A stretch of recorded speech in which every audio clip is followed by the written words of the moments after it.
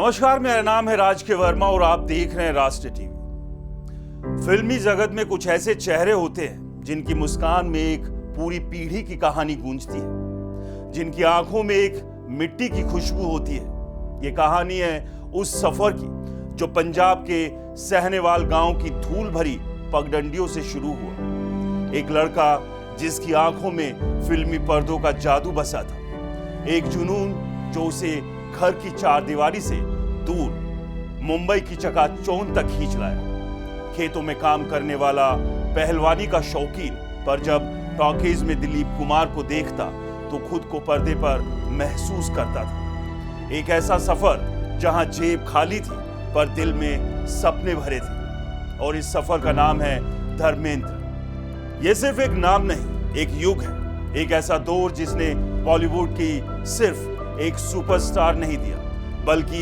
एक ऐसा हीमैन दिया जिसके व्यक्तित्व की सादगी और जिसकी कला की गहराई आज भी लाखों दिलों पर राज करती है। आज हम उस अभिनेता, उस रोमांटिक हीरो और उस शक्तिशाली वीर को सलाम करने जा रहे हैं जिसने पर्दे पर हर किरदार को जिया, जिसने संघर्ष की आग में तपकर खुद को सोना सा खरा साबित किया। ये कार्यक्रम धर्मपाजी के लिए एक श्रद्धांजलि नहीं, बल्कि उनके अविस्मरणीय योगदान को नमन है। धर्मेंद्र की सिर्फ 19 साल की उम्र में शादी हो चुकी थी, जिम्मेदारियां थी, पर दिल मानने को तैयार नहीं था। फिल्म फेयर के टैलेंट कॉन्टेस्ट ने उनकी किस्मत का दरवाजा खटखटाया, प्रतियोगिता जीती और पहुंच गए माया नगरी। पर यहां मंजिल इतनी आसान नहीं थी। बंबई यहां टैलेंट के साथ साथ किस्मत भी चाहती थी। शुरुआत के कई साल धर्म जी ने संघर्ष किया।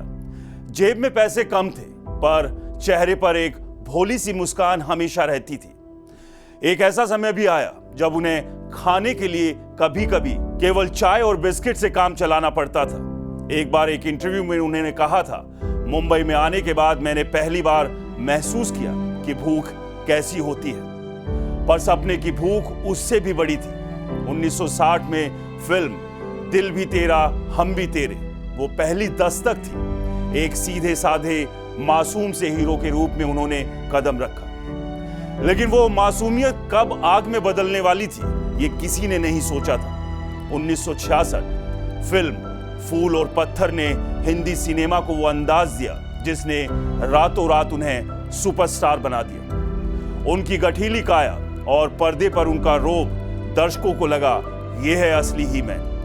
अब उनके व्यक्तित्व में सादगी के साथ साथ एक दमदार आकर्षण भी था। धर्मेंद्र उन गिने चुने कलाकारों में थे जो रोमांस और एक्शन दोनों में बराबर माहिर थे। जब तक रोमांटिक होते थे तो शर्मीली आंखों से लाखों दिल जीत लेते थे, और जब एक्शन करते थे तो पर्दे पर तहलका मचा देते थे। पर्दे पर उनकी केमिस्ट्री ने कई अभिनेत्रियों के साथ काम किया, पर एक जोड़ी ऐसी बनी जो इतिहास बन गई।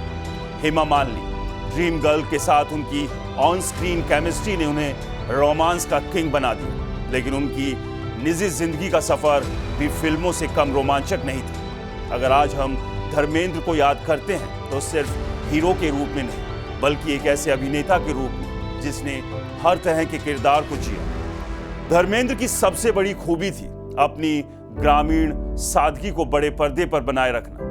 यही वजह थी कि दर्शक खुद को उनसे जोड़ पाते थे। वो सिर्फ एक्टिंग नहीं करते थे, बल्कि किरदार को जीते थे। और फिर आया शोले। वीरू का किरदार ये केवल एक फिल्म नहीं थी, एक इमोशन था। पानी की टंकी पर चढ़कर बसंती से शादी की गुहार हो या जय के साथ उनकी दोस्ती, वीरू आज भी भारतीय सिनेमा का सबसे प्यारा, जिंदा दिल और मजाकिया किरदार है। यही बहुमुखी प्रतिभा उन्हें सुपरस्टार से ऊपर एक लिविंग लेजेंड बनाती है। सफलता का चरम छूने के बाद भी धर्मेंद्र जी ने अपने अंदर के गांव के भोले भाले इंसान को जिंदा रखा।